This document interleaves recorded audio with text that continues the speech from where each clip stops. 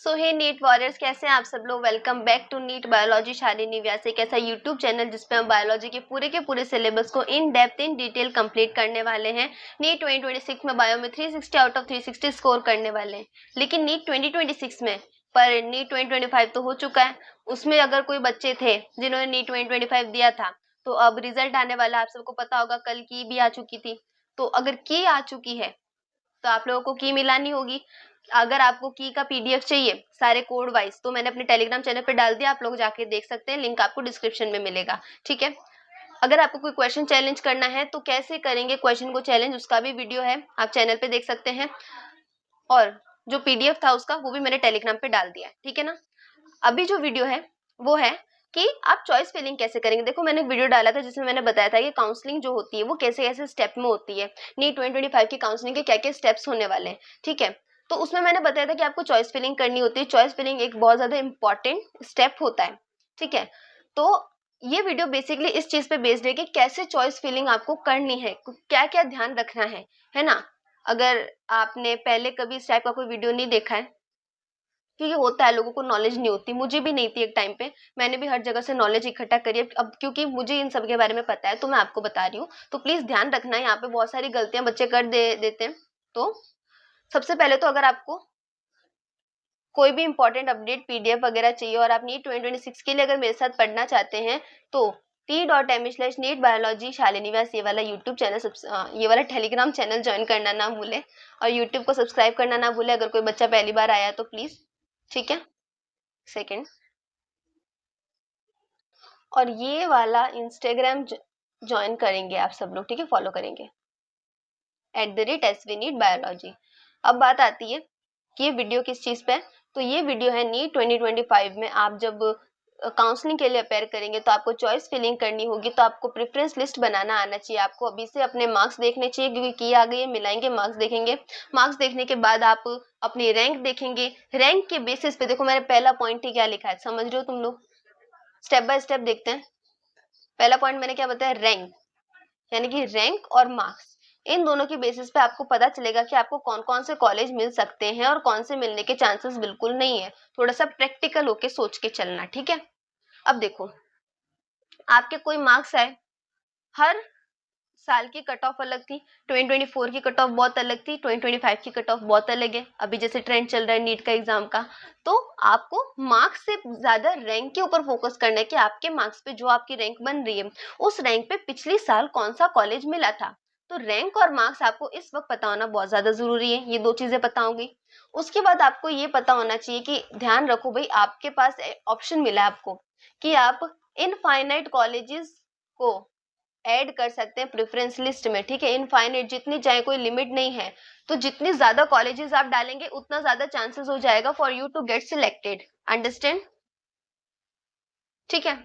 Infinite college आप लोग add कर सकते हैं, लेकिन ये जो इनफाइनाइट कॉलेज है इनका प्रायोरिटी ऑर्डर कैसे होना चाहिए, ये सबसे ज्यादा इंपॉर्टेंट चीज है। क्योंकि अगर आपने प्रायोरिटी ऑर्डर ही गलत रखा तो आपको अपना मनपसंद कॉलेज नहीं मिल पाएगा। ठीक है। अब प्रायोरिटी ऑर्डर कैसे होना चाहिए, जो कॉलेज आपको सबसे पहले चाहिए उसको आप सबसे ऊपर रखेंगे। उसके बाद कि अगर वो नहीं मिला तो कौन सा चाहिए उसको उसके नीचे, ये नहीं मिला तो क्या चाहिए उसको उसको नीचे, उस ऐसे आपको सारा सारा जो है प्रेफरेंस लिस्ट बनानी है, ऐसे आपको प्रायोरिटी ऑर्डर सेट करना है। ठीक है। अब आपको कैसे पता चलेगा भाई कौन सी कॉलेज बेस्ट है, क्या करना है। तो सबसे पहले तो आपको बेस्ट जीएमसी ढूंढनी पड़ेगी, ताकि आपका कैरियर जो है वो बेस्ट डायरेक्शन में जा सके। ठीक है। अभी हम देखते हैं कि रैंक से क्या करेंगे। सबसे पहले तो इस साल आपकी क्या रैंक बन रही है आपको पता चल गया होगा। लगभग आपको रिजल्ट आने के पहले भी लगभग पता चल जाता है मार्क्स के अकॉर्डिंग कि हाँ इतनी रैंक बन सकती है, इतने से इतने के बीच में। तो जब आपको रैंक मिल जाए तो आपको ये पता होना चाहिए कि लास्ट ईयर में उस रैंक के ऊपर कौन सी रैंक पे कौन सा कॉलेज मिला था, यानी कि जो रैंक आपकी आ रही है उस पे लास्ट ईयर कौन सा कॉलेज मिला था, ये आपको पता होना चाहिए। ठीक है। उन कॉलेजेस की आप सबसे पहले एक लिस्ट बनाएंगे।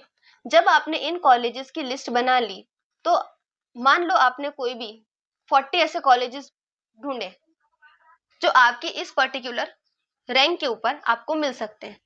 ठीक है। आपने उन 40 कॉलेज की लिस्ट बनाई। अब आपको पता है कि प्रेफरेंस लिस्ट में ये 40 कॉलेज भरने, पर प्रायोरिटी ऑर्डर क्या, किसको पहले भरूं, किसको उसके बाद रखूं, किसको उसके बाद रखूं, ये आपको पता होना चाहिए। ठीक है। तो प्रेफरेंस बेस्ड कंपैरिजन की अगर मैं बात करूं तो सबसे पहले आपको देखना है कि भाई कॉलेज कितना ज्यादा पुराना है।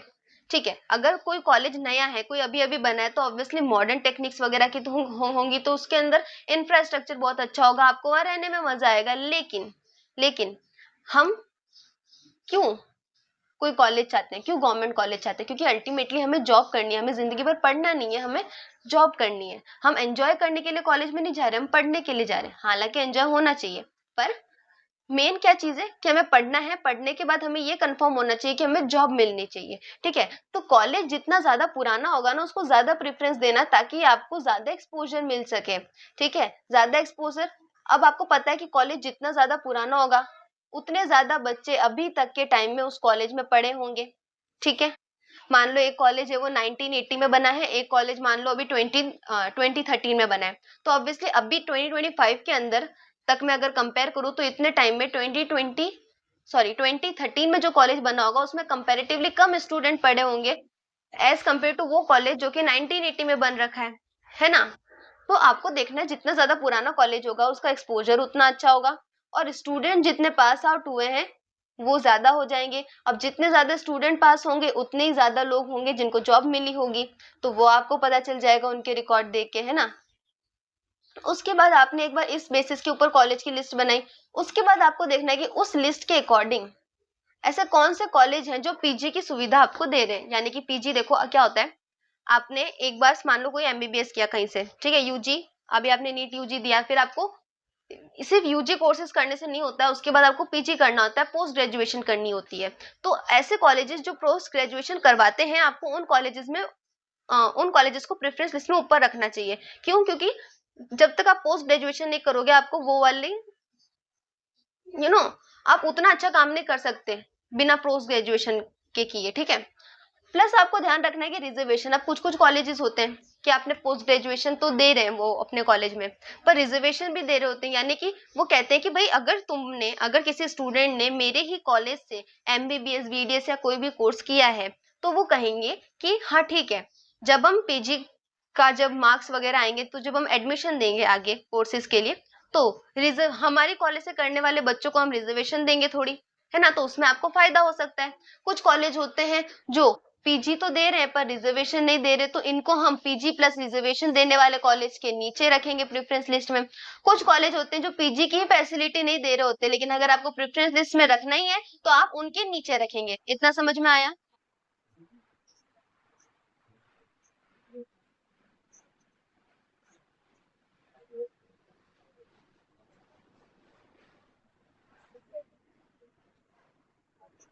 अब देखते हैं, आपको ये भी पता होना चाहिए फैकल्टीज कैसी हैं उस पर्टिकुलर कॉलेज की, है ना, क्योंकि आपको अल्टीमेटली वहां जाकर पढ़ना है। उसके बाद आपको ये ध्यान रखना है bond service. Now this is the one of the most important thing जो मैंने अभी तक देखी। मैंने भी बहुत सारी वीडियोस देखी यूट्यूब पे, तब मैंने इतनी सारी इंफॉर्मेशन ढूंढी है। देखो मेरी बात सुनो, बॉन्ड सर्विस क्या होता है। कुछ कॉलेज होते हैं जो कहते हैं कि हम नो बॉन्ड सर्विस रखेंगे। पहले मेरी बात सुनो, कुछ कॉलेज होते हैं जो कहते हैं कि हम सर्विस बॉन्ड रखेंगे। कुछ कॉलेज होते हैं जो डिसकंटिन्यूस बॉन्ड प्रीफर करते हैं। अब तीनों में अंतर क्या है? नो बॉन्ड सर्विस यानी कि सबसे बेस्ट कॉलेज, कोई दिक्कत नहीं है। ठीक है, अब दिक्कत क्यों नहीं है, वो हम सर्विस बॉन्ड और डिसकंटिन्यूस बॉन्ड पढ़ेंगे तब देखेंगे। सर्विस बॉन्ड में क्या होता है, कुछ कॉलेज बोलते हैं कि क्योंकि आपने हमारे यहाँ से कोई भी पर्टिकुलर कोर्स करा है, फिर चाहे वो एमबीबीएस का हो, बीडीएस को, आपने हमारे कॉलेज से कोर्स करा है। अब कोर्स करना क्योंकि आपने हमारे कॉलेज से किया, तो हम चाहते हैं कि जब आपका डिग्री पूरी हो गई है, ठीक है, जब आप डॉक्टर बन गए हो, तब आप हमारे कॉलेज में ही काम करोगे एक पर्टिकुलर टाइम पीरियड तक, जो कि हर कॉलेज का अलग हो सकता है, whether it is 1 year, 1.5 year, 2 year, वो आपको देखना पड़ता है ना। ये नॉलेज आपको पहले लेनी पड़ती है कि कौन सा कॉलेज का कितना टाइम पीरियड है। तो वो सर्विस बॉन्ड में आता है कि अगर आपने हमारे यहाँ से एमबीबीएस या फिर बीडीएस या कोई भी कोर्स किया, तो आपको हमारे यहाँ पे काम करना पड़ेगा, जॉब करनी पड़ेगी। जिस हॉस्पिटल में हम आपको कहेंगे, वहां आपको जॉब करनी पड़ेगी उतने टाइम पीरियड तक हमारे अकॉर्डिंग। अगर आप ये वाले बॉन्ड को ब्रेक करते हो, मान लो आपने काम नहीं किया या आपने आधे टाइम तक काम किया, तो क्या हो जाता है, तो उस केस में आपको देनी पड़ सकती है पेनल्टी।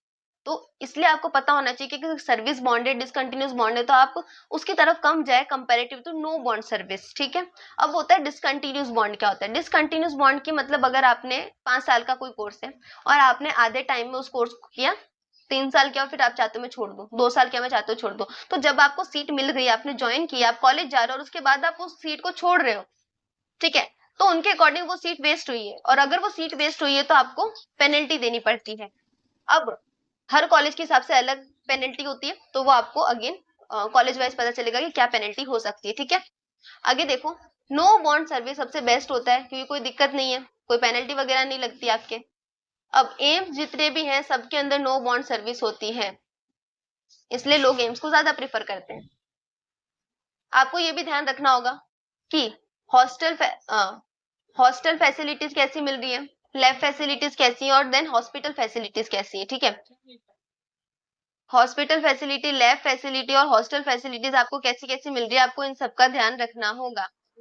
ये चीजें काफी ज्यादा इंपॉर्टेंट हो जाती है।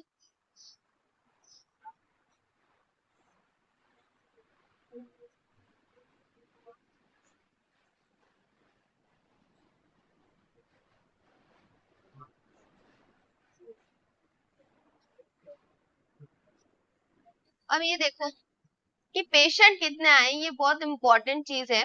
अगर आप किसी हॉस्पिटल में काम कर रहे हो, अगर आप कहीं से किसी कॉलेज में काम कर रहे हो, तो आपको बाद में इंटर्नशिप करनी पड़ती है जहाँ प्रैक्टिस करते हो, ठीक है। अब आप चाहोगे कि अगर आपको मान लो 1.5 ईयर की या 1 ईयर की इंटर्नशिप है, फॉर एग्जाम्पल 1 ईयर की इंटर्नशिप है, अब आपको चाहिए कि आप उस टाइम में सबसे ज्यादा चीजें सीखो, ठीक है, ताकि आपके लिए फायदा होगा, क्योंकि पैसे तो आप वैसे भी दे रहे हो, तो आप चाहोगे कि आप ज्यादा चीजें सीखो। ज्यादा चीजें कब सीखोगे, जब आप ज्यादा प्रैक्टिस करोगे, और ज्यादा प्रैक्टिस कब करोगे, जब आपके पास ज्यादा पेशेंट्स आएंगे।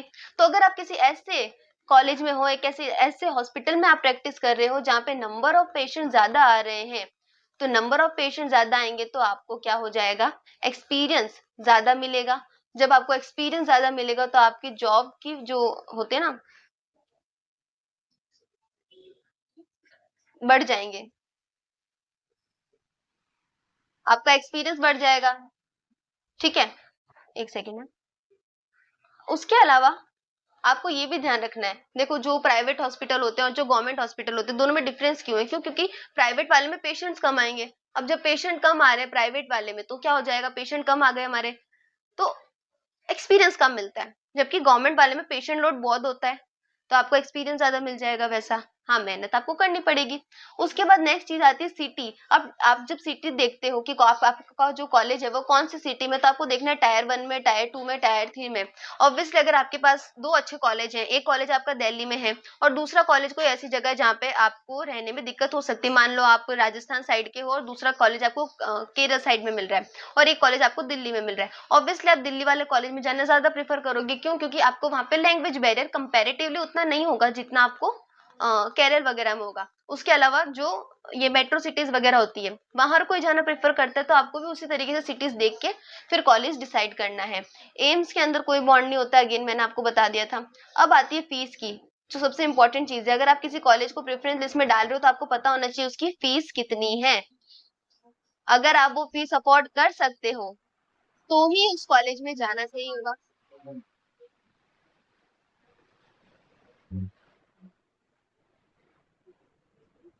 तो ही उस कॉलेज में जाना सही होगा, नहीं तो उस कॉलेज में जानने का, उस कॉलेज को अपनी प्रेफरेंस लिस्ट में ऐड करने का कोई सेंस ही नहीं बनता, अगर आपके पास फीस पे करने के लिए पैसे ना हो तो।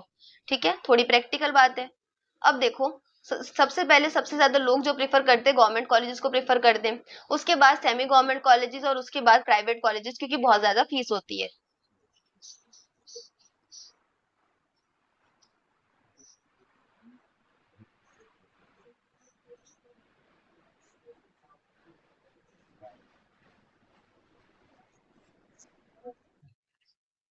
अब नेक्स्ट जो इम्पोर्टेंट चीज आती है वो स्टेट की। भाई आप कॉलेज देख रहे हो, आप स्टेट भी देखो ना कि वो कॉलेज कौन से स्टेट में है।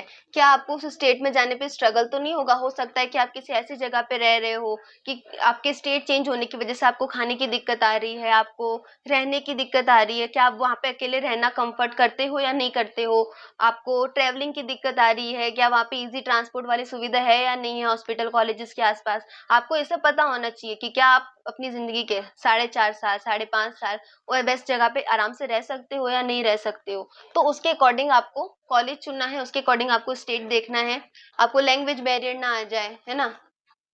क्योंकि आजकल इंग्लिश भी हर बच्चे को अभी तक नहीं आती है और इसमें कोई दिक्कत वाली बात नहीं है, ठीक है। अगर आपको आती भी है तो भी सामने वाला नहीं समझ पाया तो आप क्या करोगे? वही दिक्कत है कि अगर आपको लैंग्वेज बैरियर भी आ रहा है तो आप किसी स्टेट में इजीली नहीं रह सकते हो। हाँ, अगर आपको वो चीज से दिक्कत नहीं है तो आप वो स्टेट चूज कर सकते हो, तो वो आप अपनी प्रेफरेंस के अकॉर्डिंग देखेंगे। तो ये हो गया आज के वीडियो में कि आपको प्रेफरेंस लिस्ट बनाते वक्त क्या क्या चीजें ध्यान रखनी है, क्योंकि ये चीजें छोटी छोटी होती हैं, लोग नहीं ध्यान देते हैं, उसके बाद दिक्कत हो जाती है, ठीक है।